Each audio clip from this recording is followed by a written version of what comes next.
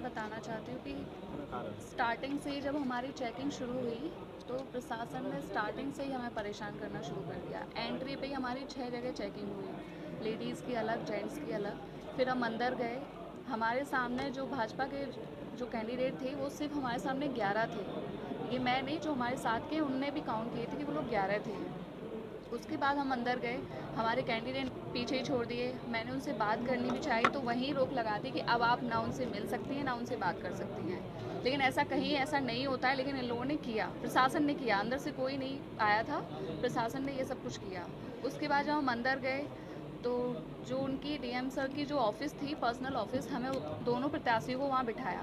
वहाँ ऑलरेडी जो विधायक जी के बेटे हैं वो ऑलरेडी वहाँ पे प्रेजेंट थे और वो अंदर थे, वॉशरूम में थे, हमारे सामने। कौन से विधायक जी के बेटे? सिरसागंज से। हरिओम यादव जी जी, उनके बेटे वहाँ थे। और एक कैंडिडेट वहाँ पे लेटी हुई थी, उनका ऑपरेशन हुआ, जो भी था, वो पेशेंट थी, तो उनकी फैमिली उनके साथ आती, ना कि कोई सदस्य आता। उनका सदस्य जो वो भैया हैं वो वहाँ पे प्रेजेंट थे। तो मैंने ये बात करनी चाहिए, वहाँ की जो टूंगला की एसडीएम है उनसे मैंने बहुत रिक्वेस्ट किया कि मेरी फ़ोन से बात करा दीजिए। 3-4 लोगों से मैंने बोला, किसी ने मेरी नहीं सुनी, किसी से मेरी बात नहीं करवाई। फिर मैंने बस मुझे बात ये करनी थी कि अगर ये सदस्य अंदर हैं तो मेरा भी एक होना चाहिए, क्योंकि मैं पूरे कैंपस में अकेली थी, वहाँ पे कोई मेरे साथ नहीं था। वहाँ पे ये भी डिमांड रखी गई कि आप पहले वोट डालेंगी या आप पहले डालेंगी, लेकिन ऐसा कोई रूल मुझे बताया नहीं गया था कि अलग अलग वोट पड़ेंगे। मुझे यही पता था कि दोनों साथ साथ वोट डालेंगे, लेकिन उससे पहले उनके वोट पड़ चुके थे। मेरे सामने एक भी वोट नहीं पड़ा, एक भी। जो वहाँ भैया प्रेजेंट थे उनका भी वोट मेरे सामने नहीं पड़ा। जब मैं गई, मैंने पूछा तो वो 11 बजे मुझे बोलने आए कि अब आप अपना वोट शुरू करिए और आप पहले डालिए। तो मुझे लगा कि वोटिंग शुरू होनी है तो मैं डाल सकती हूँ जब सब साथ मेरे डालेंगे। मैंने अपना पहला वोट डाला, 26 पे मैंने वोट डाला। आपको उधर जाने की परमिशन नहीं है, ये रोक लगा दी। ठीक है, मैं गेट पे बैठी, सारे लोग कैंडिडेट आए तो आधा घंटा इन लोगों ने अंदर इनको रखा, बहुत देर तक। कैंडिडेट भी आपको बता देंगे, सची आंटी हमारी आधा घंटा बाहर खड़ी नहीं, आप उनसे पूछ सकते हैं। काफ़ी देर वो परेशानी, किसी ने भी उनको एक चेयर तक नहीं दिया कि मैंने कहा आप बैठ जाइए, लेकिन आधा घंटा उनको रोक के रखा। ऐसे सबको रखा वहाँ पे, सब कुछ हुआ। उसके बाद जब वोट पड़े, प्रवेश जी से पर्चा छीना गया। वहाँ पे जो पेन, स्केच पेन देते हैं, लेकिन उनको एक बॉल पेन दिया गया था, जबकि जो पर्पल कलर का था वो स्केच पेन, उससे हमें साइन करना था, वहाँ पे जो भी बनाना था वो करना था। ऐसे करके सारी वहाँ पे चेंजिंग हुई। प्रशासन में 2-3 लोग हैं, उनके नाम भी पता है, लेकिन उन लोगों ने मेरी एक नहीं सुनी। एक कैंडिडेट इधर लेके गए गली में, तो एक को मैंने रोका तो उसको जल्दी अंदर घुसेड़ दिया ज़बरदस्ती। राकेश यादव हैं जो हमारे कैंडिडेट, उनको खड़ा करके गई कि आप रुकिए, लेकिन नहीं, उनको रोका नहीं, ज़बरदस्ती आप ये अंदर ले मानती गए। हैं कि मतदान स्थल पर भी जिस समय आप वोटिंग कर रही थी उस समय भी पूरे तरीके से हमारे लगाम हिसाब कस से हुआ? कुछ नहीं हुआ। वहाँ सब जो ऑफिसर थे, जो वहाँ पे प्रशासन था, सब उनके हिसाब से हुआ। यहाँ पे जहाँ मैं बैठी थी वहाँ 3 जगह चेक लिस्ट बन रही थी, और वहाँ पे वो लोग अंदर से अपने हिसाब से कैंडिडेट को बुला रहे थे। ये नहीं था कि जिसका मन आ रहा है वो जा रहा है, ऐसा नहीं था, नाम लेके बुला रहे थे। अंदर आके मैंने पूछा ऐसा कुछ है कि नहीं, ऐसा कुछ भी नहीं है, लेकिन जब मैंने बाहर आके कैंडिडेट से पूछा तो उन्होंने कहा नाम लेके बुलाया गया था। ये सब। ये कॉन्फ्रेंस का मुख्य उद्देश्य है जो भारतीय जनता पार्टी की कारगुजारियाँ हैं, जिस तरह से भारतीय जनता पार्टी ने प्रशासन की मदद से, प्रशासन पूर्ण रूप से भाजपा के दबाव में है।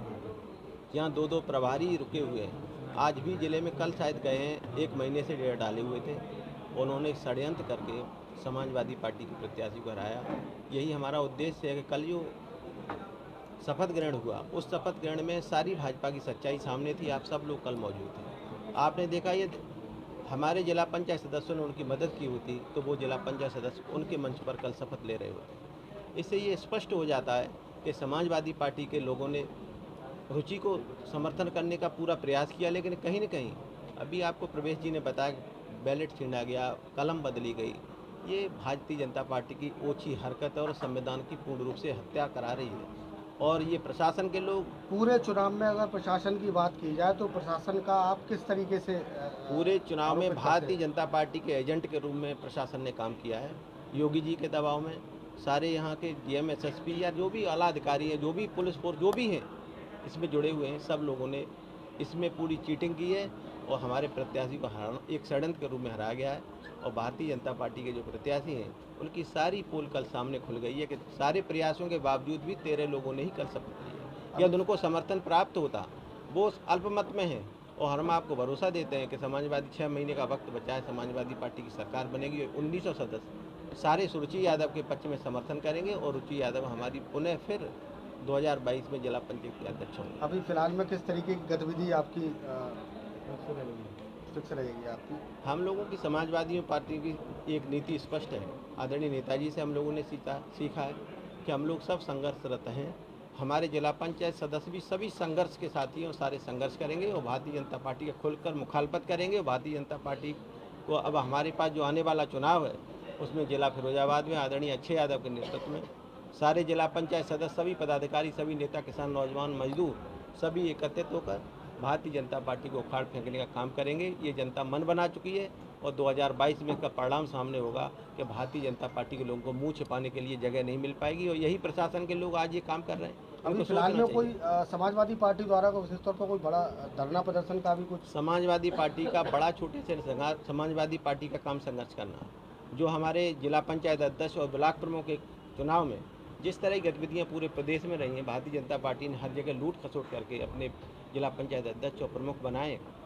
उसके विरोध में महिलाओं पर उत्पीड़न हो रहा है, किसानों पर अत्याचार हो रहा है, किसानों पर काले कानून ला दे रहा है, छात्रों के साथ उत्पीड़न हो रहा है, गन्ना का भुगतान मूल्य नहीं मिल पा रहा। इस पर हम लोगों का प्रदर्शन 15 तारीख को सारे तहसील स्तर पर ये प्रदर्शन हम लोगों का रहेगा और हम लोग अपनी शांतिप्रिय तरीके से कोविड-19 का पालन करते हुए अपना प्रदर्शन करेंगे और अपनी बात रखेंगे। माननीय राज्यपाल महोदय को ज्ञापन देंगे। ये हम लोगों की रणनीति होता है।